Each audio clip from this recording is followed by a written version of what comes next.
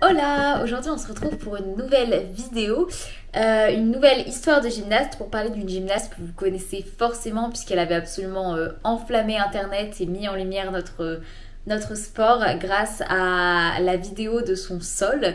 Je pense que vous voyez tous de quelle vidéo je veux parler. Parlons donc du parcours de Kathleen Ohashi. Kathleen Ohashi. Yeah!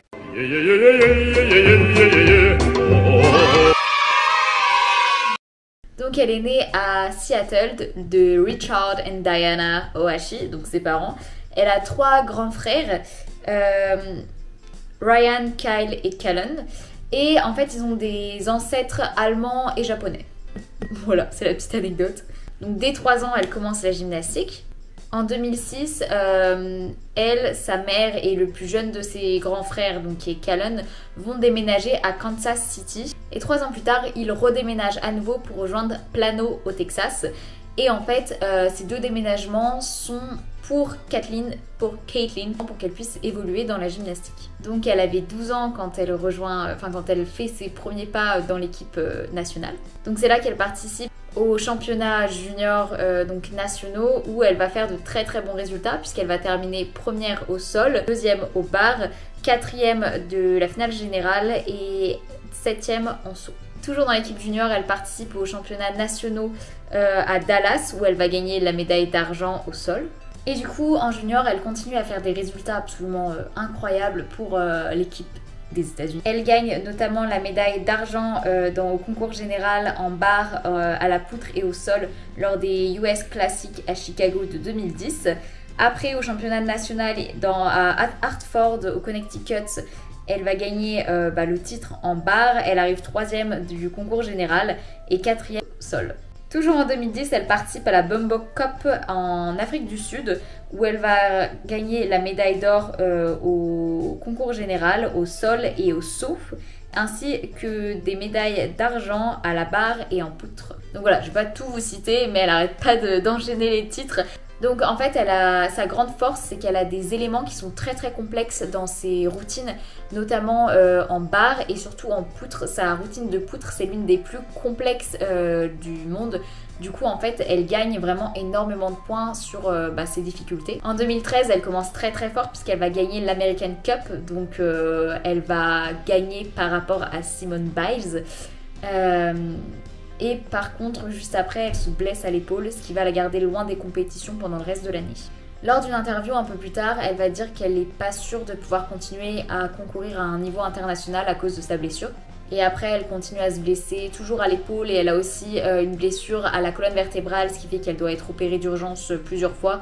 Et donc ça la garde loin de toute compétition jusqu'en 2015. Du coup, jusque-là, elle était dans des compétitions élites et elle va redescendre au level 10, donc au niveau inférieur. Et là, en fait, elle va rejoindre l'équipe du coup de l'université de UCLA, et donc UCLA Bruins, qui était aussi l'équipe de Ariana Berlin. On en avait parlé dans une autre histoire de gymnaste. Je vous mettrai le petit dans le i. Et du coup, elle va reprendre la compétition avec UCLA Bruins avec un level de 10. Donc là, elle revient assez fort puisqu'elle enchaîne les compétitions et elle fait d'assez bons résultats, même si elle concourt pas toujours sur tous les agrès.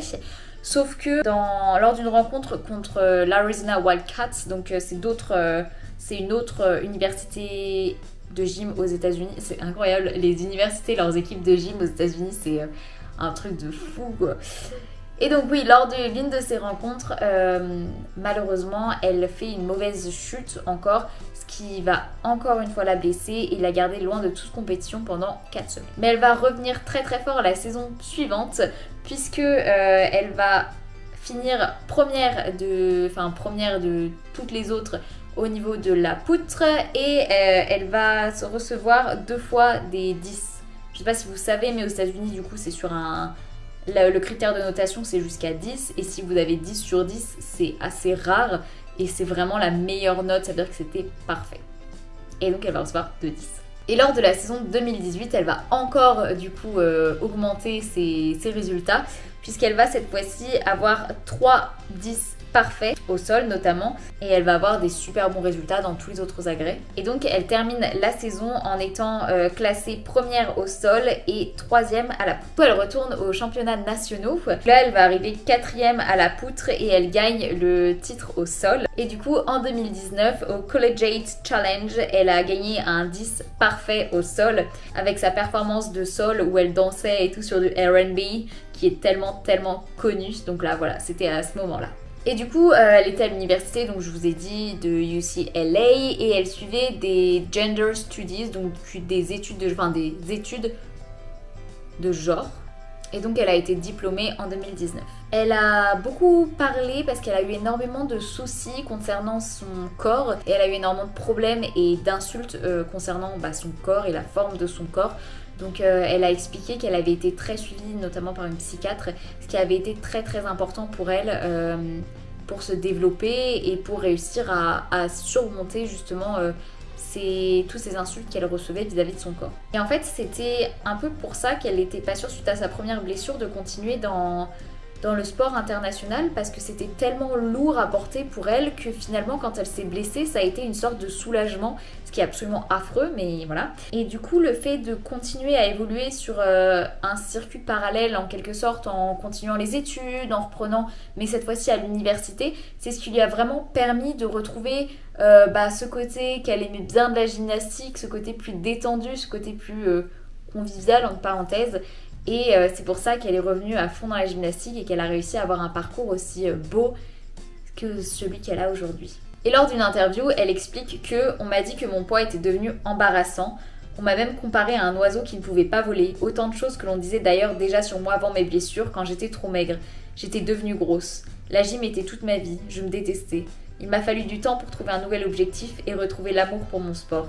Donc voilà, en fait je trouve ça tellement affreux, genre ça m'énerve, mais bref, je suis tellement fière qu'il y ait des athlètes comme elle qui se battent pour ça, qui réussissent à se relever de tout ça et qui se battent pour montrer que on a tous un corps et que bordel, on s'en fiche de la forme qu'il a tant qu'il nous permet de vivre à fond et nous permet de vivre tout ce qu'on a envie de vivre.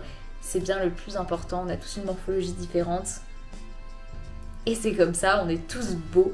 Donc voilà, je remercierai jamais assez des personnes influentes comme elle de le présenter et de le représenter aussi bien qu'elle le fait.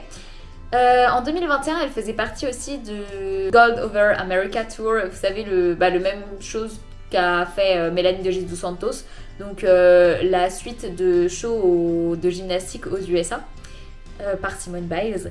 Donc voilà, elle en faisait également partie.